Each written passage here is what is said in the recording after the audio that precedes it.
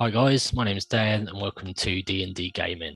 In for review this time around is Secret Files Tunguska, or as some characters in the game seem to call it, Tunguska. Reviewing the game with me is my brother Dav. Hi guys, and welcome back to the channel.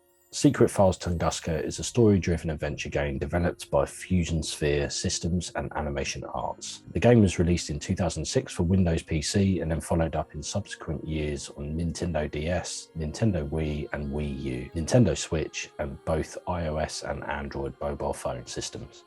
You play as Nina Kalenkov, and after discovering your father has disappeared, you embark on an expedition to uncover the mystery and truth behind the disappearance.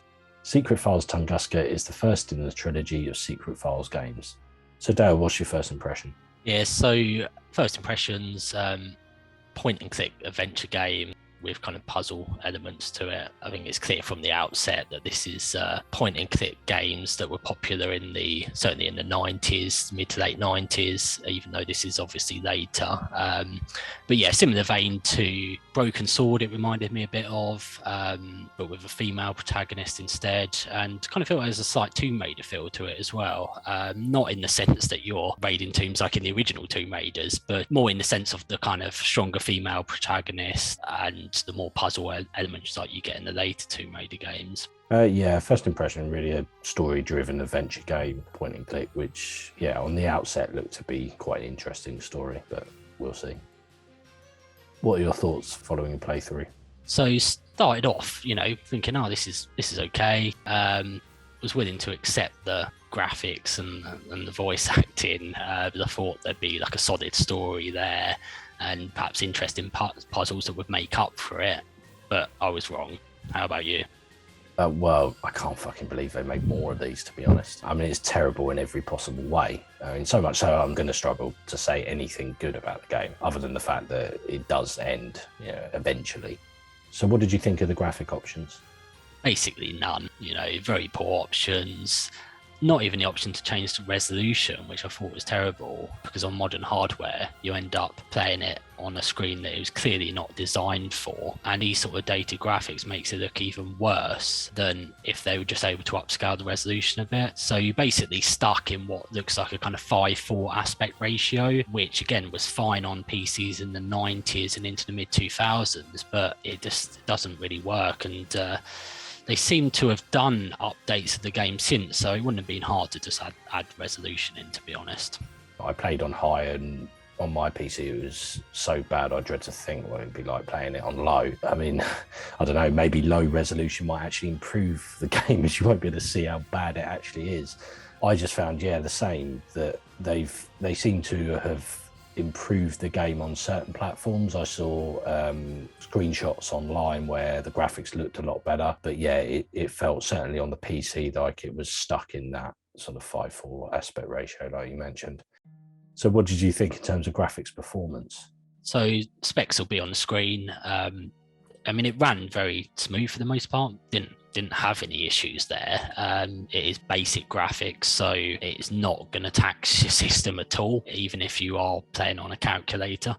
Fairly simple graphics. Not too bad for the year, I guess, but I did feel like even for 2006, they do look quite dated, the 3D elements at least, and the cutscenes just look terrible. They look like games from the late 90s rather than 2006 in the cutscenes. I mean, I did quite like the slight retro look to the game, parts of it anyway, like the 2D kind of parts.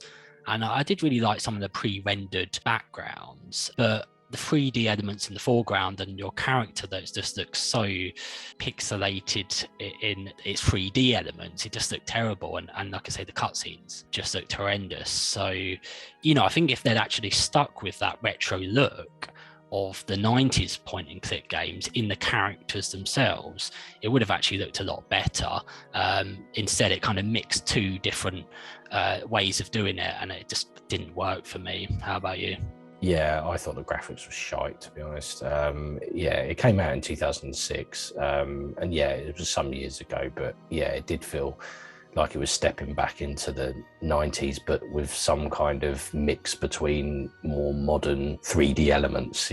So you had that sort of background that's one and 3D foreground elements that were more modern, and it just didn't work. And the jagged edges on the character as she moved around and stuff just looked terrible. The graphics in the background scenes were okay, but at times, but the characters themselves, it was just terrible. Low resolution textures as well. So in terms of player control options, very simple controls, basically left and right mouse buttons.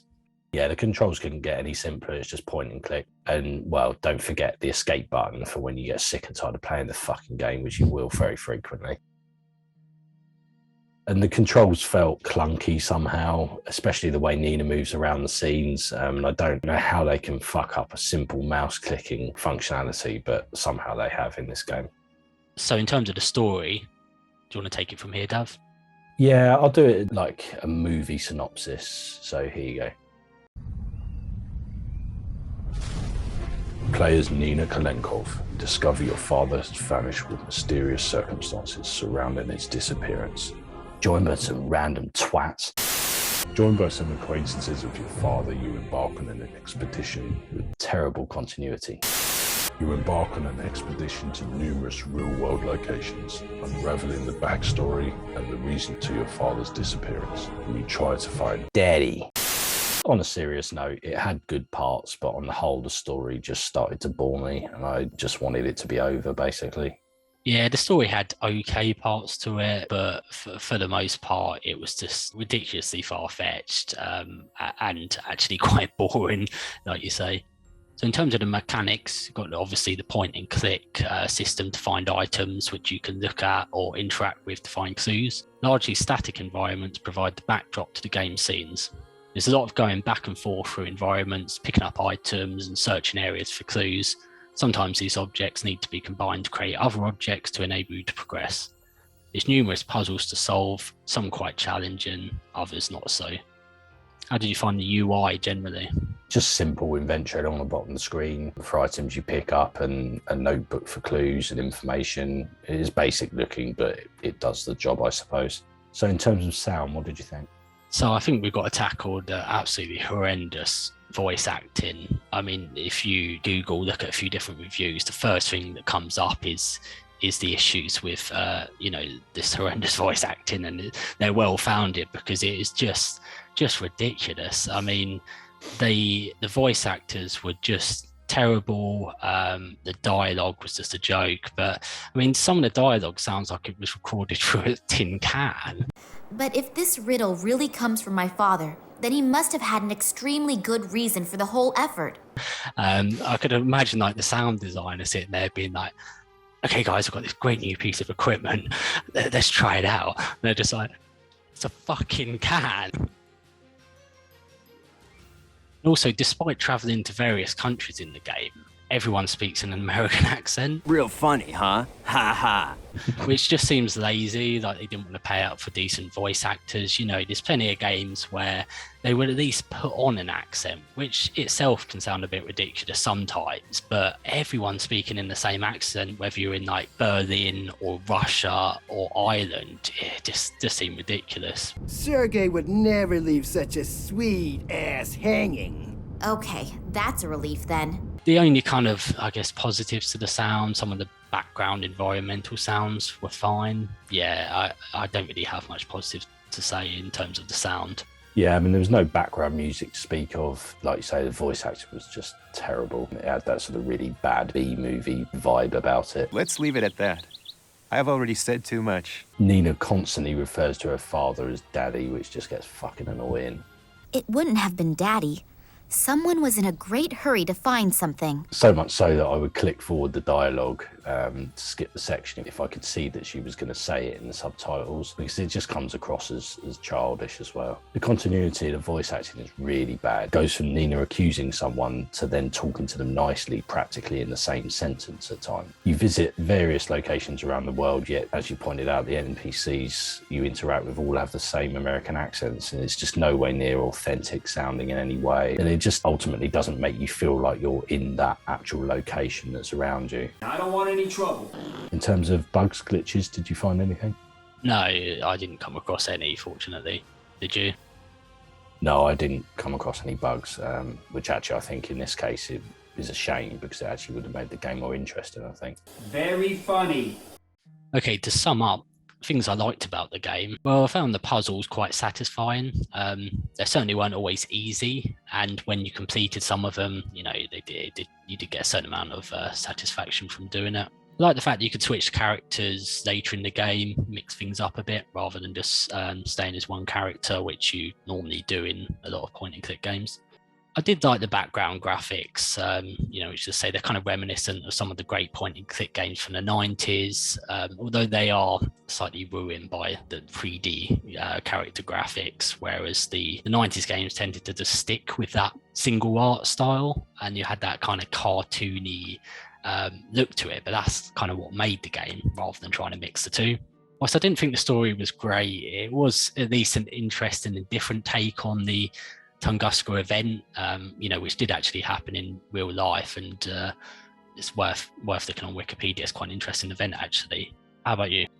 I'm struggling to think of anything good to say about this game. I suppose there are quite challenging puzzles at times. It wasn't particularly hand-holdy in that respect. And you could search locations without things flashing up in your face. A lot of modern games, you find that things are flashing in your face all the time, and it's just so obvious where things are. Whereas with this, if you needed help, you could click on a spyglass in the bottom corner of the UI menu, and that would actually sort of direct you towards the items of interest in the scene. So in terms of things you didn't like or found annoying? So yeah, again, come back to it again, but the poor voice acting and cheesy dialogue is just full of cliches. The dialogue itself seems like it was written by a small child who is still in the process of learning English. I mean, it did really. It was just terrible at times. On there, it's just, jeez. Get out of my face. The endless clicking of inventory items just to work out what goes together. I mean, again, sometimes it can be fun and a little bit challenging, but for the most part, it just got tedious. There was far too much like trial and error of these illogical combinations, and then you kind of hover over it and you're like, why does that even go together? Just ridiculous. The puzzles themselves were just as ridiculous at times. I mean, one example, in one section, you have to use butter on a car jack to progress that part. I mean, that's illogical. I would get it if it was meant to be funny, like, for example, like the Monkey Island games, they had genuinely funny parts, but this is actually kind of set up in a more serious way, and it just isn't funny really at all. I don't think I laughed at it at any points, in fact. Except for the guy farting in the toilet. Very funny. So the ridiculous story at times. I mean, there's one section where basically, I don't think there's going to be any spoilers here. I mean, probably no one's going to want to play the game after our review anyway. I certainly wouldn't want to. But basically, there's a part where there's a guy stuck in a well and he doesn't know where the exit is. To cut a long story short, the beginning of the passage is actually in his bedroom behind the curtains. I don't know about you guys, but I think I know if there was a fucking passageway behind a curtain in my own house. Very funny. I did find it dragged on a bit. It's about 10 to 11 hours on average, but that actually seemed, for this game, too long. It just got boring and tedious, and I just wanted it to finish in the end. Yeah, I mean, the voice acting, I know we keep going on about it, but it's the worst I've heard in any game. And it just sounded echoey all the time, like they're recording in the toilet or something. Saying that, it actually worked well for the scene when you're actually in a toilet. I have never seen a woman pee in a urinal trough. The story was quite good in parts, but just badly executed with terrible continuity between scenes. For example, they go from one scene where they're flying in on a plane to the Himalayas, and the next minute they're climbing a mountain in Himalayas with no climbing equipment on the characters, or even showing in the scene. They've just got their normal clothes on. Certain parts of the story and things you had to do were just plain weird. I mean, sticking a phone to a cat's back to listen to a conversation is one of the many examples. This phone tap idea could get me a job with the Secret Service. Some of the things were just so badly planned out in scenes. For example, when you're in a pub in Ireland, the key that you need to get is hanging up above the bar. I mean, what kind of pub does that? I mean, it would have been more interesting, realistic, to have to actually search the scene for it. there's just some terrible stereotypical humor that was attempted in the game, and it just came across as really cringy. And this holy place is where a man can still be a man and pee, standing up. So in terms of where they might have missed a trick, or what you would have liked to have seen? So I guess the ability for the character to run would be nice. Just but in a few places you have to kind of go back and forth between different scenes, and it can actually takes too long to get from one side of the scene to the other. So yeah, maybe the ability to run, but maybe that was just my general thoughts about wanting to rush through the game to get to the end. Background music might help with the atmosphere in certain places, especially when doing some of the puzzles. I mean, there is no background music at all, so it would have been nice to have something there. I mean, seriously, simple things could have made this game somewhat better. There's a part where you have to access a tomb, and as you sort of put the item into the slot, the tomb lid just slides off itself with no animation of the player pushing it or anything like that. And just a simple sort of spam of the mouse button, even though I don't typically like that kind of thing, with an animation of the character pushing the lid off would have made the game far more interactive and immersive. The character animations in general could have been way better across the game. I mean, the characters just looked weird the way they walked around. The animations, they didn't really pick things up. Things just sort of appeared in their hands or disappeared from the floor. It was just quite badly animated as well. So in terms of scores, Dale, what do you think? Well, I guess it's a passable game if you're a big fan of point-and-click adventures from this period and from the 90s, but I really can't recommend it. It's like a shitty version of Tomb Raider meets Broken Sword, so I'm going to give it 4 out of 10. Personally, I think it was terrible. I mean, it falls down at every hurdle. Reading the synopsis before playing the game, I thought it sounded quite good, but it ended up being just a poorly executed story with horrendous continuity and god-awful voice acting. So for me, it's a very disappointing 3 out of 10. Okay, guys, thanks for watching. Please like, subscribe, and comment. Hit that bell icon to be notified when we upload a new video, and we'll see you in the next one. Get out of my face.